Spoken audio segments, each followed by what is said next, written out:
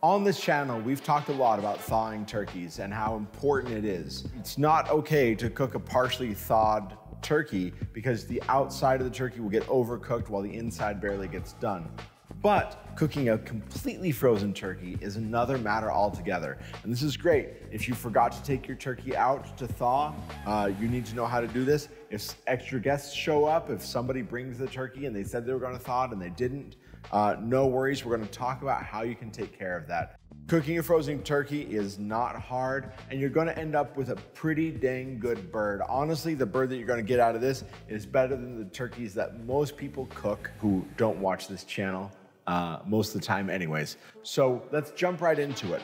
There are advantages to cooking a frozen turkey. One, you're gonna get a really even doneness, and that's really great. Two, you don't have to take up a bunch of space in your fridge while it thaws, and you just don't have to do very much prep work. There are disadvantages. In its frozen state, you can't salt it yet. You can't really put any seasoning on there, but we'll talk about when to do that. First, what do we need? We need a V-rack like this, just because it's solid. It's gonna roll around. It's practically spherical. So we're gonna put that in a V-rack to hold it still while we cook. There we go. Obviously we wanna take it out of its wrapper. And you can see there's no getting the neck out of this. There's no getting the giblets out of this. This thing is solid.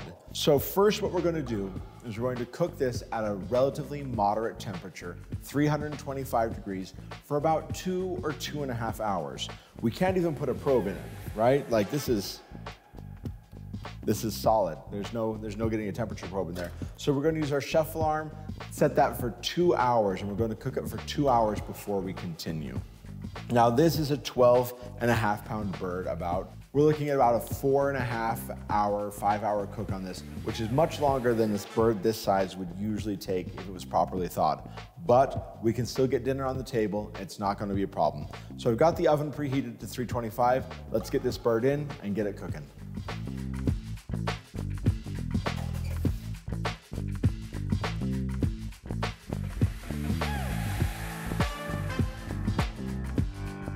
All right, our turkey's been in the oven for about 2 hours. We're gonna take it out, see how it's doing, and move forward.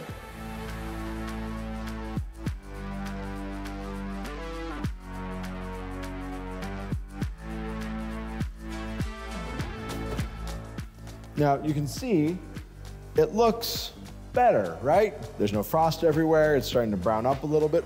What we need to do first is make sure that there's no ice left in the breast. So we're gonna temp this with the thermopen and look for anything icy. We need to be able to get our probe into the turkey, so we need to make sure there's no hard spots. So we're gonna go in there and check. All right, I saw something in the 30s, I saw some things in the 40s, but there weren't any hard spots, there's no ice left in it. So we can go ahead and do what we need to do. Next, we need to get out the giblet pack and the neck if they're in your turkey, which they are in this case.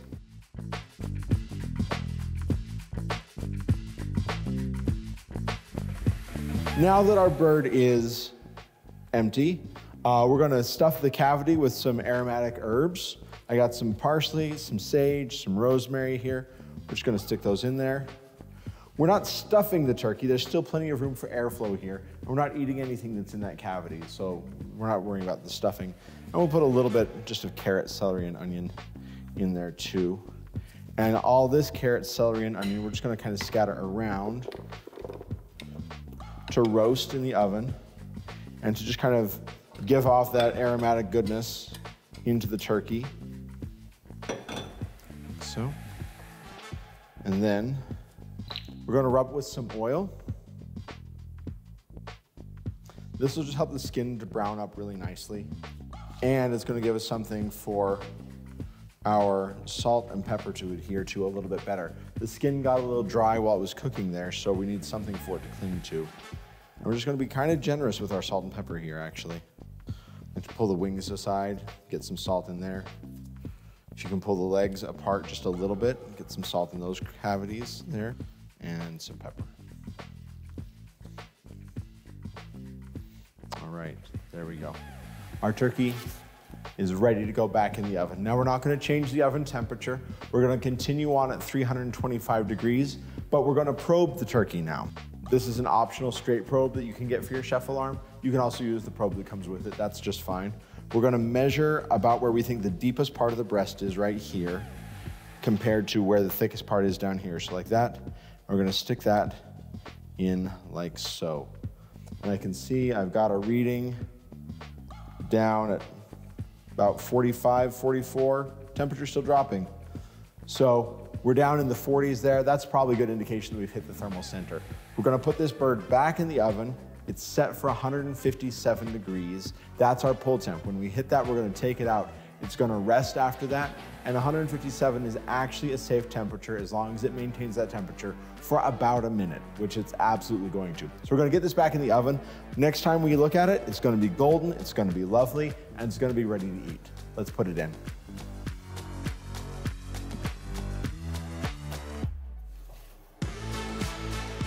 Our alarm has just sounded at 157 degrees. We're gonna check the temperature to verify that we were in the thermal center, and then we're gonna get that bird out if we are. Let's check it. So we're looking for a temperature that isn't below 157 degrees as we go into the breast and pull out of it. That's certainly not below. And there, we're hitting, nope, yep.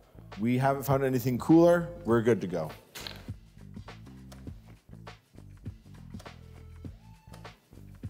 As you can see, our turkey is golden brown. The seasoning is cooked up beautifully on it. It smells like aromatic herbs. It's just beautiful. We want to let this rest for at least 20 minutes, probably closer to a half an hour before we slice into it, so we can let the juices kind of reabsorb, for the muscles to calm down, and for that heat to finish carrying over. So we're going to give that a half an hour. I'm going to set that on my chef alarm here, and we will come back and carve it.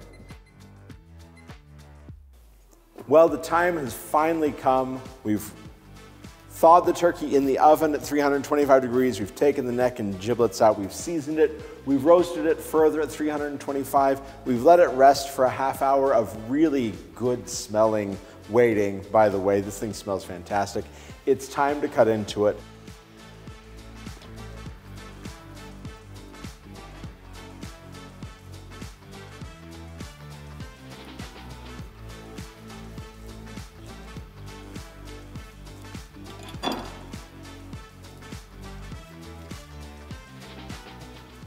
There we go. Yeah, love it. So you can see we've got lots of lovely juice here. So we cut into here, and we've got some really nice looking turkey meat. That is beautiful white meat. That's actually really well seasoned. The salt and pepper had enough time to cook into that. It's nice and juicy. It's full of flavor. This is, like I said, better than most turkeys that you usually eat. Not as good as maybe our very favorite methods of spatchcocking and sous videing, but still a real winner of a turkey. And we're able to do it because we focus on the temperatures. Cook it at that nice moderate temperature, 325, get the probe in there when it's ready, cook it to 157 degrees, get it out, let it rest, and you're gonna have a turkey that saves the day, even if you forgot to defrost it. I hope that you've learned something from this. I hope you've enjoyed this video. Until next time, thank you for watching with us, and happy cooking from ThermalWorks.